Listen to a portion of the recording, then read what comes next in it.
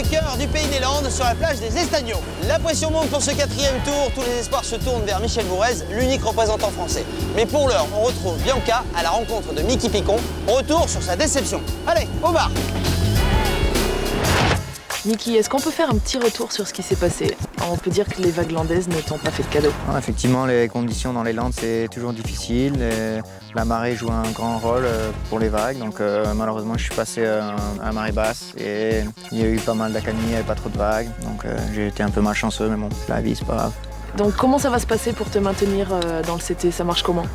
Eh bien, il y a 2 divisions. Il y a la première division qui s'appelle WCT et la deuxième division qui s'appelle WQS, qui, elle, sert de qualification en fait, pour rentrer dans cette première division. Il y a à peu près 300 compétiteurs et les 15 premiers seulement de cette deuxième division entrent dans la première division, montent dans la première division. Et les 15 derniers de ce top 45, de ce tour d'élite, sortent en décembre. Et donc je pense que je vais descendre à peu près vers la 28, 29e place. Donc ça va être chaud, il restera encore 3 épreuves et il me faut un bon résultat, ou 2 même. Bon, après 2 saisons sur le CT, j'imagine que tu as fait 4 fois le tour de la planète. Tes plus beaux voyages, tes plus belles vagues, c'est où, c'est quoi? Mes plus belles vagues, c'est, je pense, quand même en Indonésie. Ce fameux boat trip, un trip en bateau entre amis, où il y a une dizaine de places sur des bateaux super luxe. Et on fait que surfer du matin au soir, on fait des photos, des vidéos et les vagues sont parfaites tous les jours. Bon, et à quand une victoire de Mickey sur le tour? La semaine prochaine à Mundaka. Le résumé du jour. 4e jour de ces championnats du monde de surf, 4 nations sont représentées. La bagarre est annoncée entre les Brésiliens, les Australiens, les Américains et au milieu notre représentant français, le Polynésien Michel Bourez.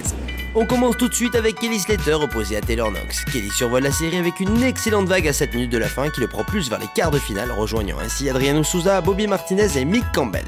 C'est au tour du numéro 2 mondial de se mettre à l'eau, l'Australien Taj Burrow a les cartes en main pour empêcher le sacre du King Kelly. La tension est palpable sur la plage des Estagnots, Taj va se faire éliminer, il subit la démonstration de force du jeune rookie Dane Reynolds qui s'impose. La bonne nouvelle du jour, c'est la qualification de notre petit haïtien, mené tout au long du 8, Michel Bourez passe le turbo avec une sublime dernière vague.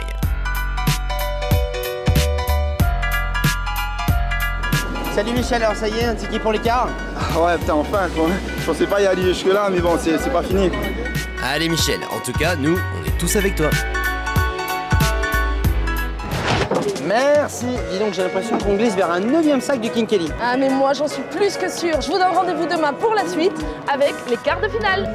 Tiens, goûte, c'est super bon. Ah ouais. Excuse-moi, c'est toi qui branches Bianca? Non, c'est pas moi. Ouais, c'est ça, ouais. Ouais, bah tu fais bien, elle est canon. Enfin, je veux dire, en plus elle est célibataire, tu sais quoi? J'y vais, je retourne au montage. Ok.